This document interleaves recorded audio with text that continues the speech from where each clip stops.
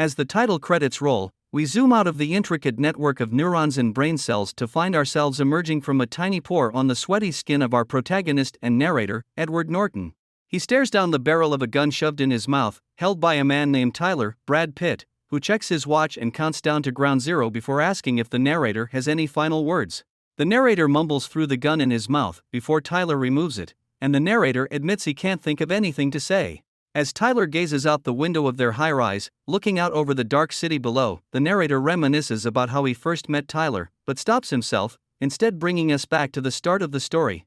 The protagonist of the story, a traveling product recall specialist for a car company, is suffering from insomnia, having not slept for 6 months. The stress of his job, which involves frequent travel and exposure to different time zones, along with his obsession with consumerism, make it difficult for him to relax. He spends his nights channel surfing and perusing catalogs, always on the hunt for the next piece of decor to add to his apartment. Desperate for a solution, he visits his doctor, who recommends an herbal supplement and encourages him to attend a support group for testicular cancer to gain perspective. There, he meets Robert Bob Paulson, a former bodybuilder suffering from gynecomastia. Bob's empathetic embrace provides the protagonist with a much-needed emotional release, leading him to become addicted to support groups and attending different meetings throughout the week under the guise of being ill. However, the arrival of Marla Singer, a woman he recognizes from multiple meetings, disrupts his routine. He is repulsed by her dishonesty and unable to sleep because of her presence. The narrator reveals that he has been struggling with insomnia for the past 6 months due to his job as a traveling product recall specialist for a car company. His frequent travels result in jet lag and added stress, which only intensify his inability to sleep. To pass the time, he indulges in consumerism, purchasing items from a parody of IKEA catalog called Fernie. Desperate for a solution, he visits a doctor who suggests an herbal supplement and attending a support group for testicular cancer to see real pain. After confronting Marla, they agree to split up the week and exchange numbers.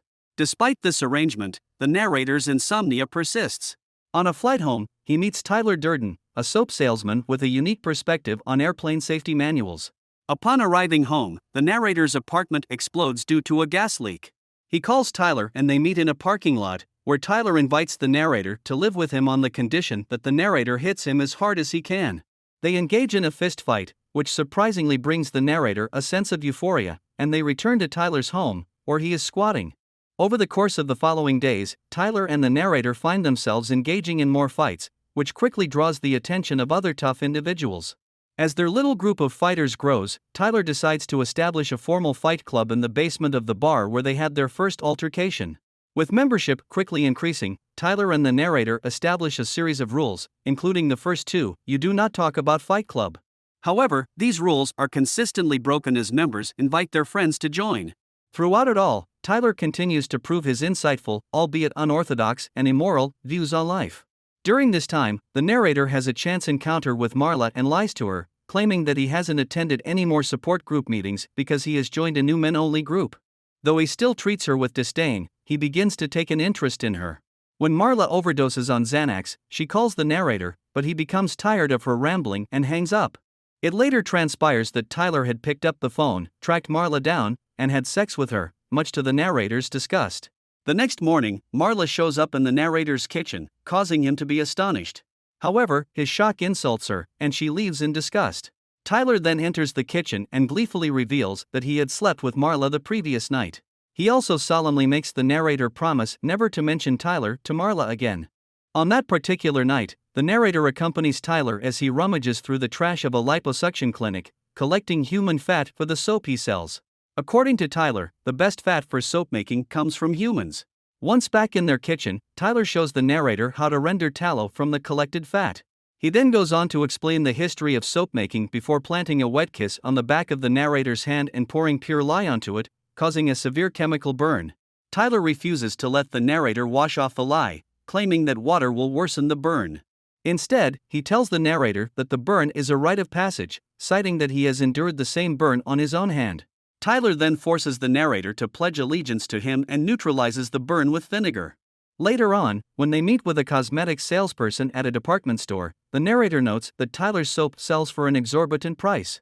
Together, the narrator and Tyler hold June Kim, a college dropout, at gunpoint, threatening to kill him unless he pursues his dream of becoming a veterinarian. They also allow Lou, the owner of the bar where their fight club is held, to beat Tyler up before coughing up blood on him and demanding to stay in the basement. Lou, horrified, agrees to his demands. Tyler then assigns the club members with a unique homework assignment to pick a fight with a complete stranger and lose. The narrator notes that it's much harder than it sounds. For instance, Bob accosts people in a downtown plaza, while another member antagonizes a priest. Marla leaves after a few days, and Tyler introduces the narrator to his new hobby.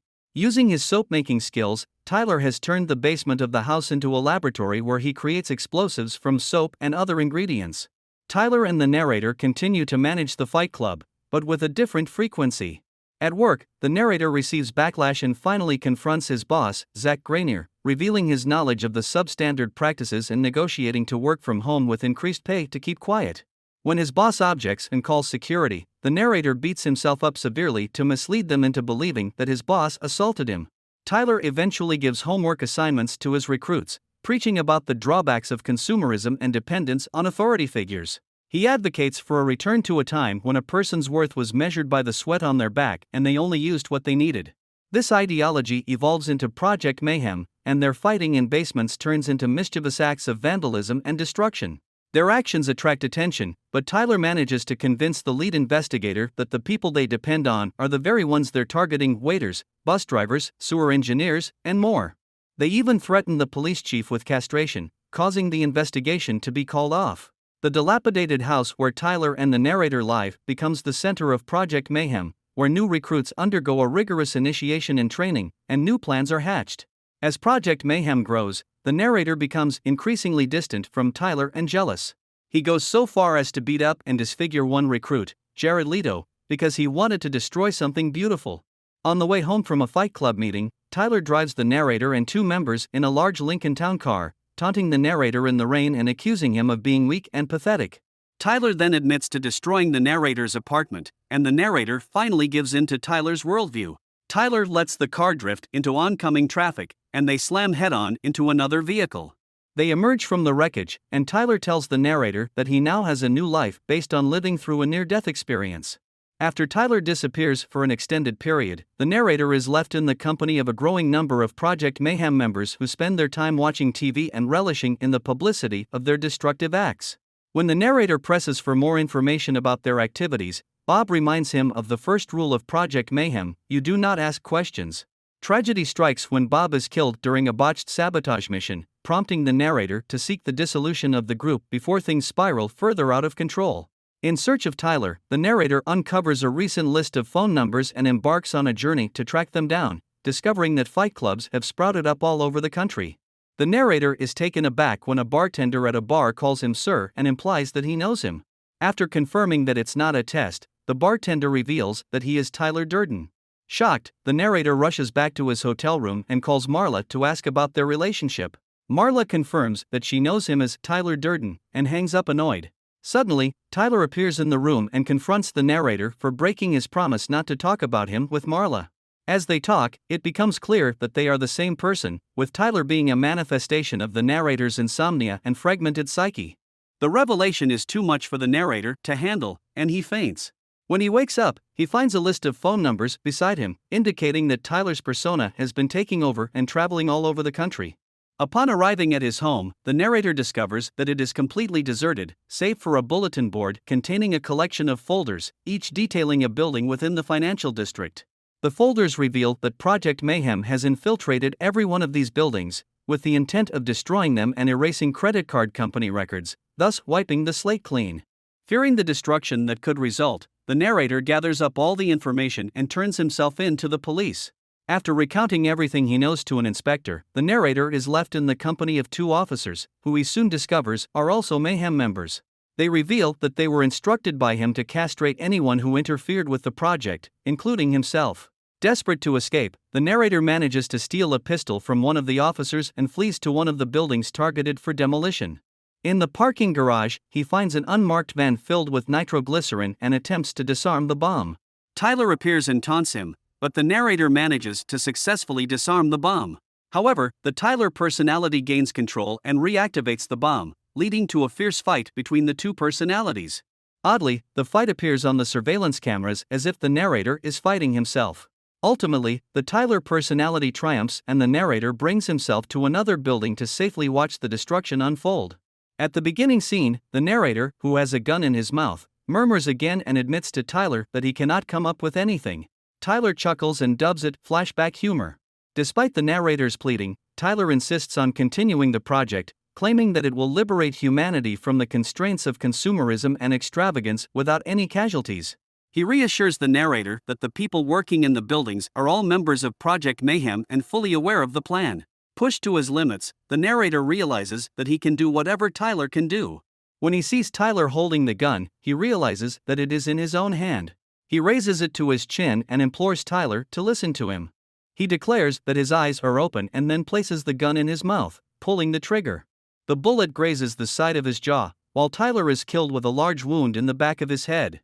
As the narrator recuperates, Project Mayhem members arrive with snacks and Marla in tow, as instructed by Tyler earlier. After noticing Tyler's injuries, the Project Mayhem members depart to procure medical equipment, leaving Marla alone with him. Tyler joins Marla and assures her that everything will be alright, just as the first explosion sets off the building in front of them. The other buildings on the block soon follow, and Tyler grasps Marla's hand, saying, "You met me at a very peculiar point in my life." They gaze in awe as the explosives go off, causing the buildings to crumble.